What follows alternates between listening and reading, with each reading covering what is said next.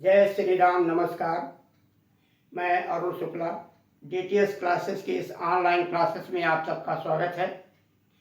इस चैनल को सब्सक्राइब करें, वीडियो को लाइक करें और अपने मित्रों को ये बात भेजें, इसका लिंक भेजें। कोई भी क्लास हो, हाई स्कूल, इंटर या किसी भी कॉम्पिटेटिव में टीजीटी, पीजीटी, यूपीपी या अन्य किसी भी एग्जाम में जहाँ हिंदी पूछी जाती है, आज हम चर्चा कर रहे हैं गोस्वामी तुलसीदास के लिए। ध्यान रखिएगा, गोस्वामी तुलसीदास भक्ति काल में सगुण काव्य धारा की महानतम कवियों में से एक थे। भगवान श्री राम के अनन्य उपासक। तो सगुण भक्ति काल के सगुण शाखा में राम भक्त शाखा के प्रतिनिधि कवि थे ये। तुलसी जी महानतम संतों में से थे। कहा जाता है कि रामानंद ने राम को उत्तर भारत में लाया भक्त साहित्य में, और तुलसीदास ने राम को घर घर पहुंचा दिया, जन जन तक पहुंचा दिया। गोस्वामी तुलसीदास का जन्म सन 1532 ईस्वी में सर्वसम्मति के आधार पर कहा जाता है राजापुर में हुआ था, जो चित्रकूट के पास है, बांदा के पास है। इनका जो अवसान है 1623 में काशी में, बनारस में हुआ था।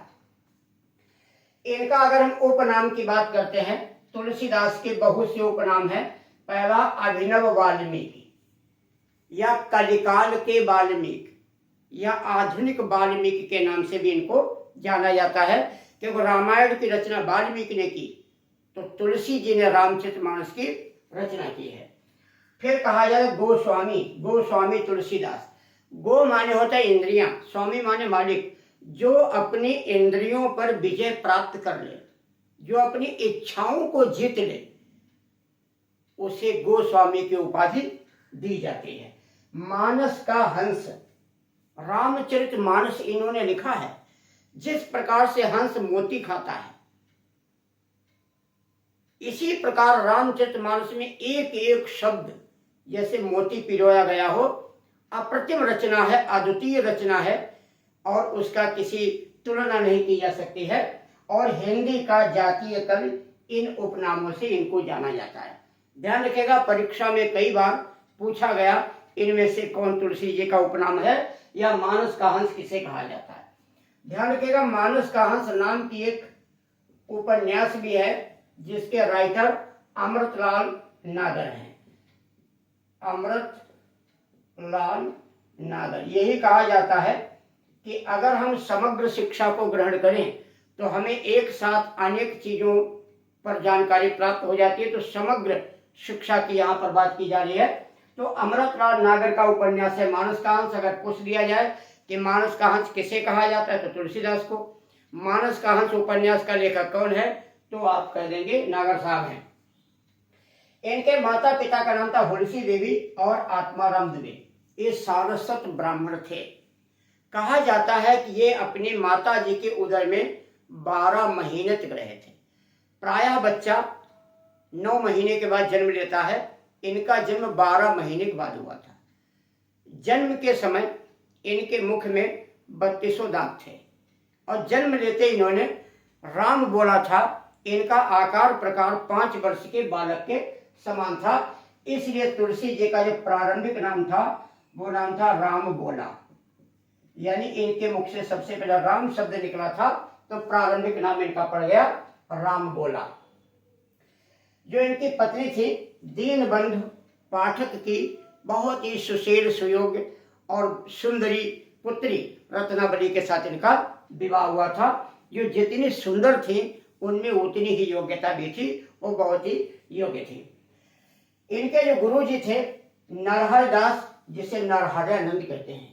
कहा जाता है राम बोला का जन्म उन्मुक्त मूल नक्षत्र में हुआ था, जो माता पिता के लिए उचित नहीं था, सही नहीं था। तो कहा जाता है इनके माता पिता ने इनको त्याग दिया था। चुनिया नाम की एक दासी थी जो इनको ले गई और उसी ने गुरुदेव रामन इनके नरहर दास के पास इनका एडमिशन कराया, प्रवेश कराया। तो कहा जाता है कि उस समय नरहर दास तुलसी के पौधे के पास बैठे पूजा कर रहे थे। इन्होंने झुक करके उनको प्रणाम किया, पैर छुए, तो तुलसी का पत्ता इनके मस्तक में लग गया। तो उन्होंने कहा, बेटा तेरा नाम आज से तुलसीदास होगा।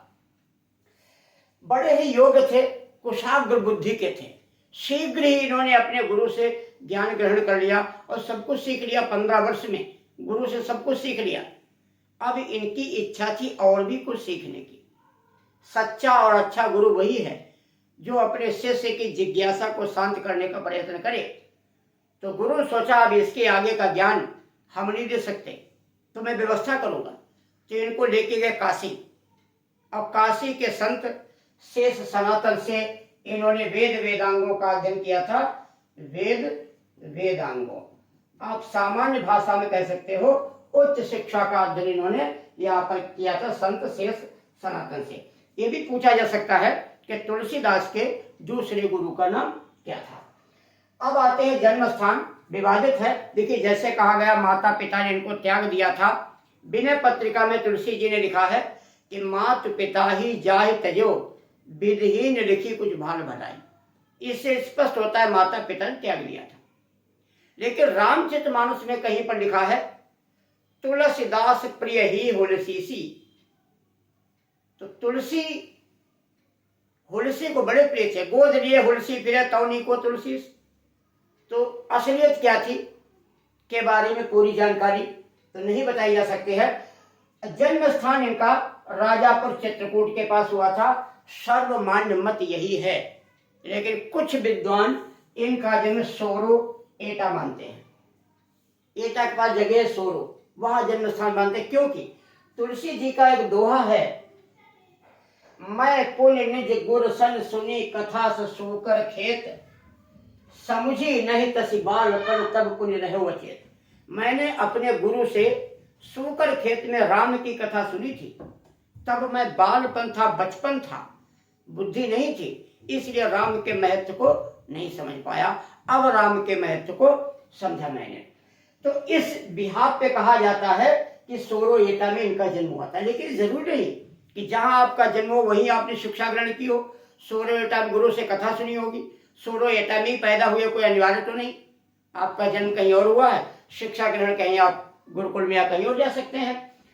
अब आते हैं इनकी रचनाएं। ध्यान रखिएगा, पूरे भक्ति काल का जो समय सीमा थी वो 300 वर्ष थी। 300 वर्ष पूर्व मध्यकाल चलता है, इसे भक्ति काल कहते हैं। तो भक्ति काल के 300 वर्षों में सैकड़ों कवि हुए। प्रायः इन कवियों ने किसी एक भाषा का ही प्रयोग किया है, कोई भी कवि रहा हो। तुलसी एक ऐसे कवि थे जिन्होंने अपनी रचनाओं में अवधी और ब्रज 2 भाषाओं का प्रयोग किया। ध्यान रखिएगा, अवधी में इनके 5 ग्रंथ हैं और ब्रज भाषा में इनके 8 ग्रंथ हैं। अवधी में रामचरितमानस, रामलला नेचु, बरबा रामायण, जानकी मंगल, पार्वती मंगल, और ब्रज भाषा में दोहावली, विनय पत्रिका, कवितावली, श्री कृष्ण गीतावली, वैराग्य संदीपिनी गीतावली, हनुमान बाहु, राम आज्ञा प्रश्न और गीतावली। अब यहाँ ध्यान रखिएगा, एक बात और विशेष जो आपको बतानी है वो ये बात है कि आचार्य रामचंद्र शुक्ल ने हनुमान बाहु को छोड़कर इनके 12 ग्रंथों को ही प्रामाणिक माना है। 13 ग्रंथ हैं, फिर से ध्यान दीजिए। आचार्य रामचंद्र शुक्ल ने हनुमान बाहु को छोड़कर इनके 12 ग्रंथों को प्रामाणिक माना है। अब एक और सबसे चर्चित ग्रंथ, तो छोटे छोटे और छेपक हैं, कई ग्रंथ हैं तुलसी जी के, जैसे बजरंग बाण है, हनुमान चालीसा है। उनमें हनुमान चालीसा बहुत चर्चित है। कहा जाता है कि अकबर ने इनको फतेहपुर सीकरी की जेल में बंद कर दिया था। 40 दिन ये जेल में बंद रहे। प्रतिदिन एक लाइन, एक श्लोक, एक चौपाई लिखते थे। तो 40 चौपाइयों का एक संग्रह हनुमान चालीसा। 40वें दिन जो हनुमान चालीसा कंप्लीट होता है, इससे हनुमान जी के पराक्रम का वर्णन किया गया है और उसे प्रार्थना की गई है कि वो उनको मुक्त करा दें। 40वें दिन पूरे नगर को बंदरों ने घेर लिया। तो अकबर को अपनी भूल का एहसास हुआ, उसने प्रायश्चित किया, क्षमा मांगी और इनको छोड़ दिया और इनसे उन्होंने प्रार्थना भी कर ली। तो हनुमान चालीसा के पीछे की ये कहानी है। कहा जाता है कि तुलसीदास का रहीम दास से बड़ा स्नेह था। ध्यान रखिएगा, रहीम दास अकबर के दरबार में रहते थे और बैरम खान के पुत्र थे। अकबर के दरबारी कवि थे। बैरम खान अकबर के गुरु भी रहे, संरक्षक भी रहे। ऐसे समझ लीजिएगा वो राज परिवार से संबंध था उनका। वे बहुत बड़े दानी थे और जब भी कभी किसी को दान देते थे नजरें झुका कर ऐसे ऐसे दान देते थे। एक बार कोई महिला अपनी पुत्री के विवाह हेतु तुलसी जी के पास आई और उनसे कहा कि आप हमारी पुत्री के विवाह में कुछ मदद करें। अब तुलसी जी के पास तो केवल आशीर्वाद था, अब विवाह के लिए धन की आवश्यकता होती है। तो तुलसी ने रहीम जी के लिए एक आधा दोहा लिखा कि सुरती नरती नागती सब चाहत अस होए, और कहा कि रहीम के पास चली जाओ, अब ये आपकी मदद करेंगे। रहीम ने जब वो आधा दोहा पढ़ा कि सुरती नरती नागती सब चाहत अस होए, चाहे देवताओं की पत्नियां हो, नागों की पत्नियां हो, मनुष्यों की पत्नियां, हर पत्नी यही चाहती है कि उसके पुत्री का विवाह किसी योग्य वर से हो जाए।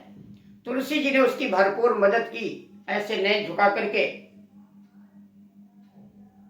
और लिखा उसको, पूरा किया दोहा को कि गोद लिए हुलसी फिरे तुलसी सो सुत होए, कि तुलसी जैसा पुत्र हर स्त्री को होना चाहिए जो स्त्री के सम्मान की रक्षा करता है और स्त्री की मनोदशा को भली प्रकार से समझता है।